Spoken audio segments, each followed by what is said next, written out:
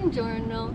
I am in northern Cannareggio today for an episode of Quattro Minuti con Casanova, and behind me is the church of Santa Giustina. It's no longer a church, I believe it's deconsecrated now, and there's a school here. But back in the 18th century, when Casanova lived in the neighborhood, it was a church and a convent. And a lot of the noblewomen of Venice came to this convent, sometimes in their later years, or sometimes the family would put young women there if they were not able to afford the dowry to find a good marriage match. This happened in the convents all around Venice. And in this particular convent, Casanova knew a woman who had been a noblewoman living out in the world most of her life. And later in life, she wanted a life more quiet and calm, more reflective. So she entered the convent here, but Casanova knew that she was a good source of gossip, that she knew the stories about everybody. So let me tell you her name and the quote about her. Her name was the Countess Maria-Theresia Coronini-Cronberg, and Casanova visited her in 1753. Now, the particular reason that he came was he wanted information about M.M.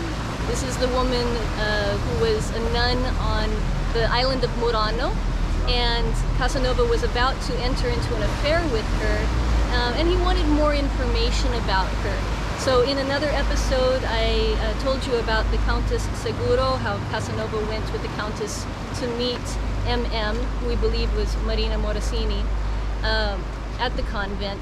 But Casanova was also gathering information here from this Countess, Coronini-Cronberg. And the information he got here, I have a quote for you. You see, I need my glasses these days for these tiny little notes I've written.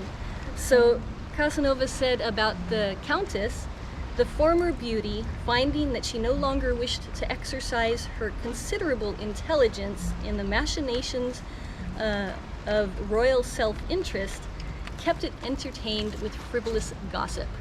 So I love his phrasing, the way he puts things, and his descriptions of people are just so intriguing.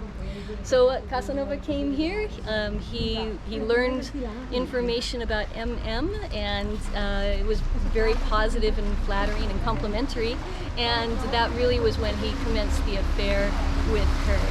So you can see the networks that existed here in Venice, people talking with each other, gathering information, always meeting and conversing, and I love how this gives us a picture of life in Venice in the 18th century.